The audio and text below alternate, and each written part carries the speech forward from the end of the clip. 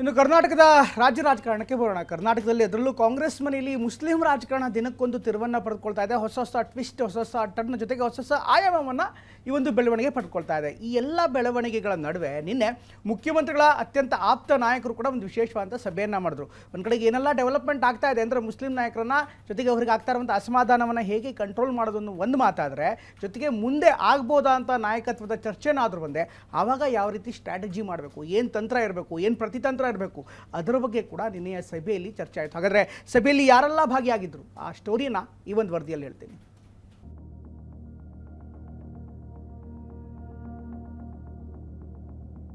ಸಿದ್ದರಾಮಯ್ಯ ಟಗರ್ ಮುಂಚೆ ಹೆಂಗಿದ್ರು ಈಗಲೂ ಹಂಗೆ ಇದ್ದಾರೆ. ಕ್ರಿಕೆಟ್ ಆಡೋ ಎಕ್ಸ್ಪರ್ಟ್ ಇದ್ದಾರೆ ಎಲ್ಲರೂ, ಏನು ಯಾರು ಕಡಿಮೆನಿಲ್ಲ.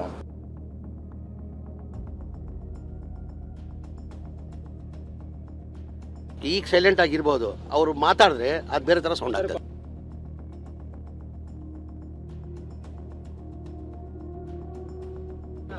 ಟಗರ್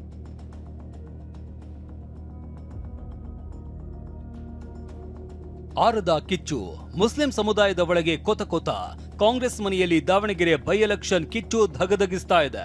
ಸೀನಿಯರ್ ಲೀಡರ್ ವಿರುದ್ಧ ಹೈಕಮಾಂಡ್ ಕ್ರಮ ಕೈಗೊಂಡಿರೋದು ಮುಸ್ಲಿಂ ಸಮುದಾಯದ ಕಣ್ಣು ಕೆಂಪಗಾಗಿಸಿದೆ. ಇದು ಒಂದು ಭಾಗ ಆದ್ರೆ ಸಿದ್ದರಾಮಯ್ಯ ಆಪ್ತರನ್ನೇ ಟಾರ್ಗೆಟ್ ಆಗ್ತಾ ಇದ್ದಾರೆ ಅಂತ ಅದ್ಯಾವಾಗ ಕೆಎನ್ ರಾಜಣ್ಣ ಬಹಿರಂಗವಾಗಿ ಅಸಮಾಧಾನ ಹೊರ ಹಾಕ್ತಾರೋ ನೋಡಿ. ಸಿಎಂ ಮಾತ್ರ ಮೌನ ವಹಿಸಿದ್ರು. ಆದ್ರೆ ಆಪ್ತರು ಟಗರುನೇ ಸಮಯ ಸಂದರ್ಭ ನೋಡಿ ಮಾತನಾಡ್ತಾರೆ ಅಂತಿದ್ರು. ಸಿದ್ದರಾಮಯ್ಯನವ್ರ ಆಪ್ತರ ಮೇಲೆ ಟಾರ್ಗೆಟ್ ಅಂತ ಹೇಳ್ತಾರೆ. ರಾಜಣ್ಣದ ಪೂರಕ ಸಿದ್ದರಾಮಯ್ಯನವ್ರು ಮೊದಲ ತರ ಇಲ್ಲ, ಶರಣಾಗ್ಬಿಟ್ಟಿದ್ದಾರೆ. ಇಲ್ಲ ಸಿದ್ದರಾಮಯ್ಯ ಟಗರ್ ಮುಂಚೆ ಹೆಂಗಿದ್ರು ಈಗಲೂ ಹಂಗೆ ಇದ್ದಾರೆ. ಮಾತಾಡ್ತಾರೆ, ಅಗತ್ಯ ಇದ್ರೆ ಮಾತಾಡ್ತಾರೆ, ಸುಮ್ ಮಾತಾಡ್ತಾರ.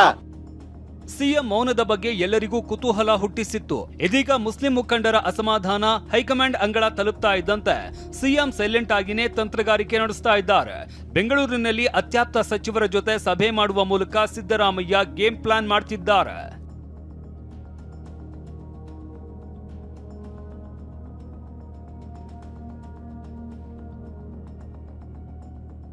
ಹೌದು, ಇಂತಹ ಸಂದರ್ಭದಲ್ಲಿ ಮುಸ್ಲಿಂ ಸಮುದಾಯದ ಪರ ಸಿಎಂ ನಿಲ್ಲಬೇಕಾದ ಅನಿವಾರ್ಯ ಬಂದಿದೆ. ಸಿಎಂ ಸಿದ್ದರಾಮಯ್ಯ ತಮ್ಮ ಅತ್ಯಾಪ್ತ ಸಚಿವರೊಂದಿಗೆ ಸಭೆ ನಡೆಸಿದ್ದಾರೆ. ಕನಿಂಗ್ ಹ್ಯಾಮ್ ರಸ್ತೆಯಲ್ಲಿ ಇರುವ ಖಾಸಗಿ ಕಟ್ಟಡದಲ್ಲಿ ಸಚಿವ ಭೈರತಿ ಸುರೇಶ್, ಪರಮೇಶ್ವರ್, ಮಹದೇವಪ್ಪ, ಸತೀಶ್ ಜಾರಕಿಹೊಳಿ, ಜಮೀರ್ ಅಹಮದ್ ಜೊತೆ ಸಭೆ ಮಾಡಿದ್ದಾರೆ. ಸಭೆಯ ಇನ್ಸೈಡ್ ಮಾಹಿತಿಯನ್ನೇ ಹೇಳ್ತೀವಿ ನೋಡಿ. ಸಭೆಯಲ್ಲಿ ಸಿದ್ದರಾಮಯ್ಯ ಮೌನದ ಬಗ್ಗೆ ಸುದೀರ್ಘ ಸಮಾಲೋಚನೆ ನಡೆಸಲಾಗಿದೆ. ಹೀಗೆ ಮುಂದುವರೆದ್ರೆ ಪಕ್ಷದ ಹಿರಿಯ ನಾಯಕರ ಅಸ್ತಿತ್ವಕ್ಕೂ ಕುತ್ತು ಬರಬಹುದು. ಏಕಪಕ್ಷೀಯ ನಿರ್ಧಾರಗಳನ್ನ ತೆಗೆದುಕೊಳ್ಳುತ್ತಿರುವುದು ಸರಿಯಲ್ಲ.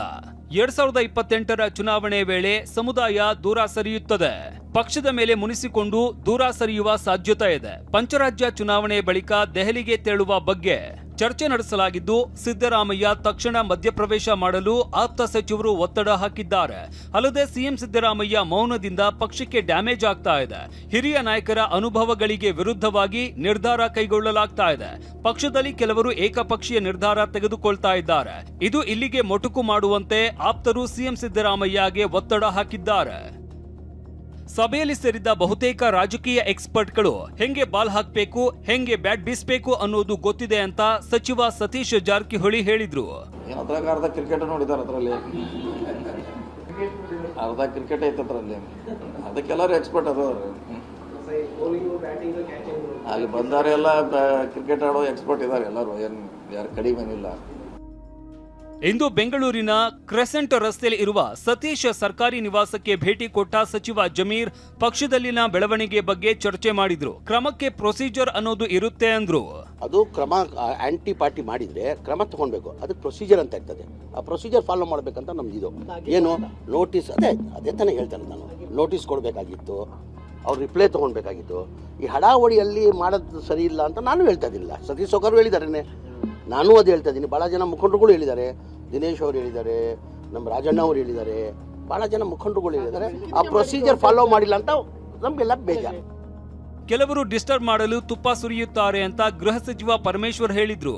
ನೋಡಿ, ಅದನ್ನ ಕೆಲವರು ಡಿಸ್ಟರ್ಬ್ ಮಾಡೋದಕ್ಕೋಸ್ಕರ ಅದಕ್ಕೆ ಒಂದಿಷ್ಟು ತುಪ್ಪ ಸುರಿತಾರೆ. ಇದೆಲ್ಲದರ ನಡುವೆ ಡಿಸಿಎಂ ಡಿಕೆ ಇವತ್ತು ಸಂಜೆ ದೆಹಲಿ ಪ್ರಯಾಣ ಬೆಳೆಸಲಿದ್ದಾರೆ. ದೆಹಲಿ ಪ್ರವಾಸದ ವೇಳೆ ಹೈಕಮಾಂಡ್ ನಾಯಕರ ಭೇಟಿಯಾಗುವ ಸಾಧ್ಯತೆ ಇದೆ. ಹೀಗಾಗಿ ಡಿಸಿಎಂ ಡಿಕೆ ದೆಹಲಿ ಪ್ರವಾಸ ಕುತೂಹಲ ಮೂಡಿಸಿದೆ. Bureau report, TV9.